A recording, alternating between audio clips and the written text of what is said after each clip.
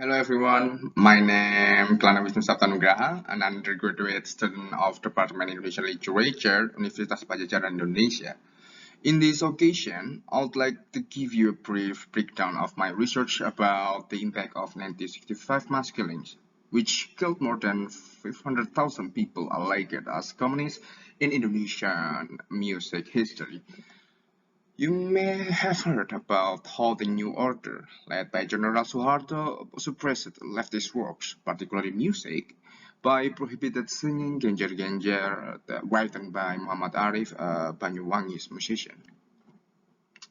In New Order fabricated propaganda, the song used by Girwani to depict the torture of six generals in Lubang Buaya on the nights of 30 September movement. Since then, the leftist song continuously demonized. In this preliminary research, I argue that New Order systematically suppressed the leftist music legacy from the national level to the regional level.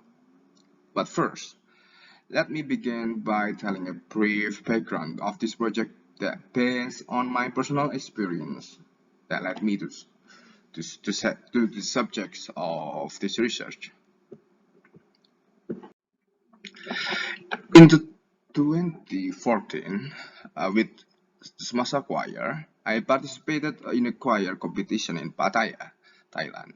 We performed a song called Podonginang from Banyuwangi, which Yanu Cristiano arranged. We didn't know who was writing the song until one day I found a revitalized version of this song on YouTube.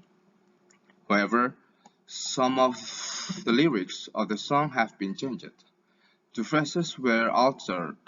They were Brutani, means peasant laborer, became Ayo Konco, means common friends, and Dadiabang means will be read, and became Tentrem Aman, that means seven peace.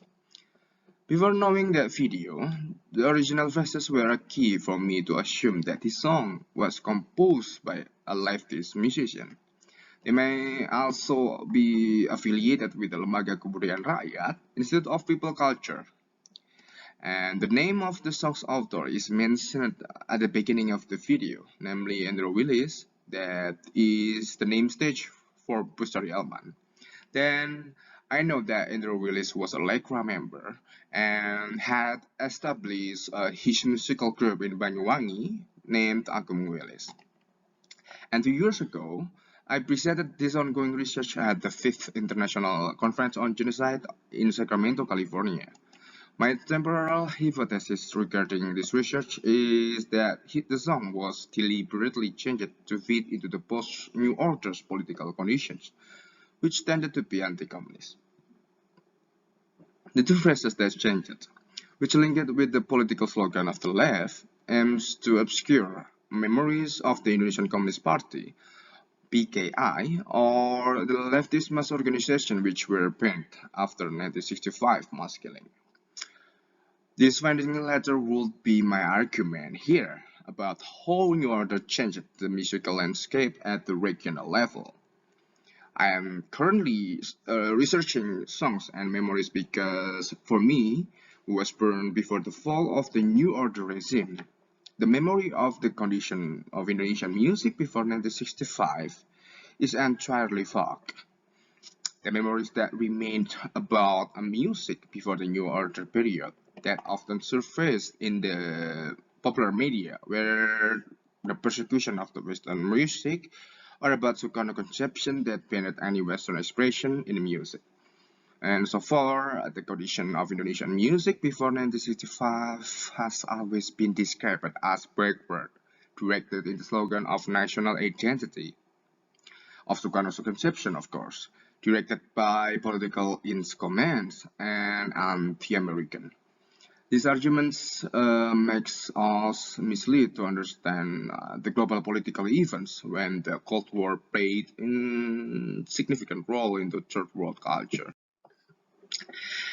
As you can see, the research on the Indonesian Music Institute, Lembaga Musik Indonesia, which was formed under Lekra and the events surrounding music in the period of 90s has been well demonstrated by Roma Dwi Arya Yuliantri in the book that edited by Jennifer Lindsay and Maya H. Lim, named Here's the World's Culture Being Indonesian from 1950 until 1965. The achievements or efforts of the left in developing Indonesian music are described in this study. In the 90s, music has contributed to imagining the role of culture to the colonized colonial legacy by conducting experiments, maintaining the life of music organization, and initiating research with another alternative working method named turun ke bawah, going to lower level, and model luas dan meninggi, going wide and going high as the artistic principle to modernize the folk music. As I said in the beginning, the alteration of Bodonginang written by Andrew Willis was evidence that the 1965 mass killing changed the ideological landscape of regional music.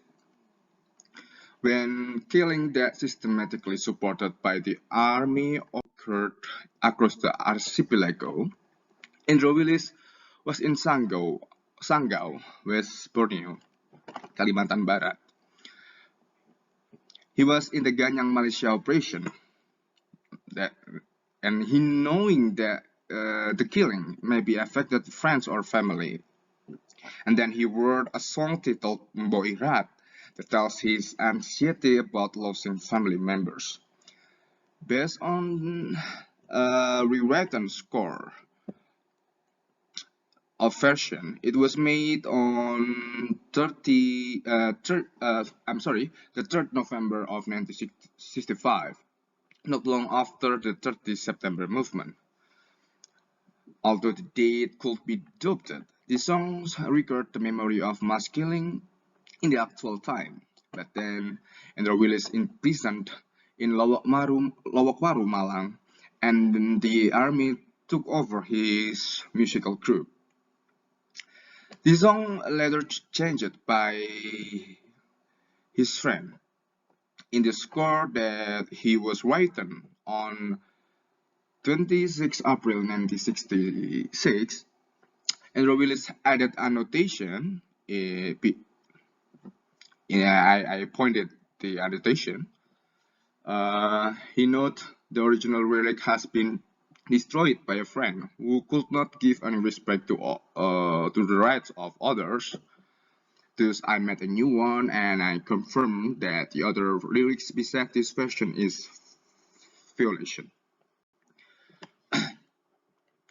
The other version was written by Andang. Therefore, the nuance of and the meaning from both versions really different. And of course, the alteration of Bodonginang and Boirat aims to sweep away any political influence on these songs. This leads me to my next point, that the alteration of the musical landscape at the regional level could be seen in the songs theme written during the New World Order era. Before the 1965 mass killings, regional music that used its own language, such as the two songs I mentioned before that use Osing language, significantly advanced if we look at the form development. Bodonginyang, for instance, tells about the relentless struggle of the Blambiangan people against colonialism.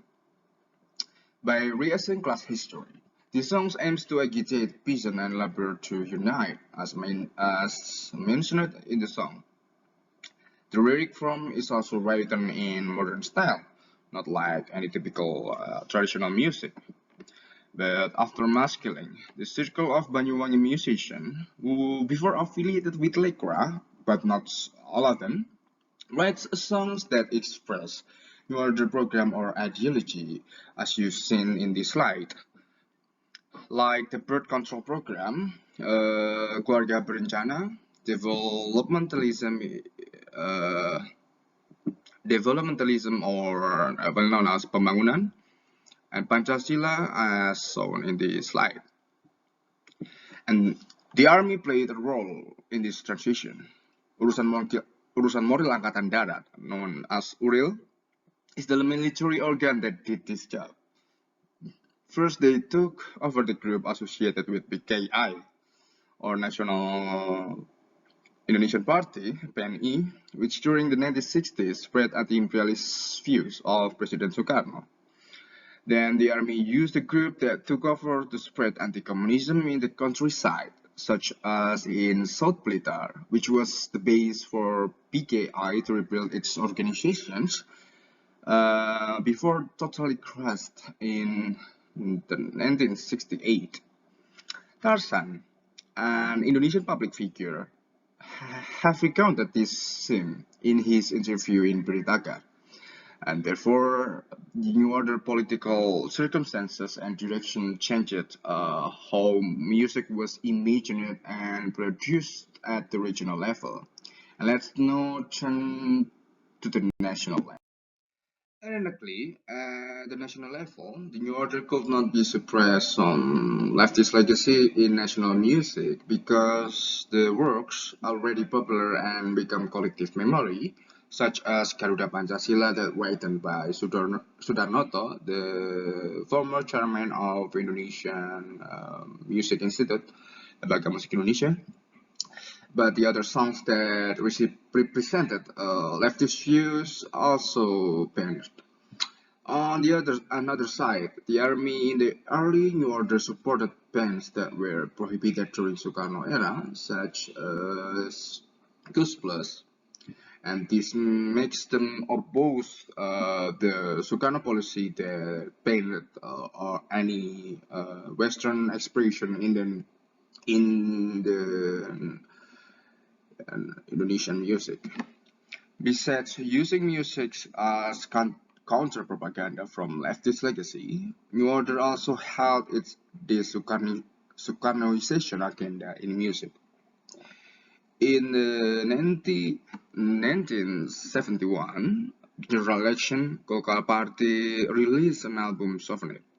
One of the songs included titled, I don't know how to spell, Tanjung Ulate, opened with politic no, development yes. Maybe it sounds like this. The songs expresses political boredom associated with the Sukarno era. And these songs also use Mari Bersukaria verses that written by Sukarno that have been changed. It also aims to depoliticize the masses that didn't believe anymore in political because Sukarno era experience to vote Golkar Party. The army also won to compete with the Guru Sukarno Putra because they feared his popularity could make Indonesian remembering Sukarno.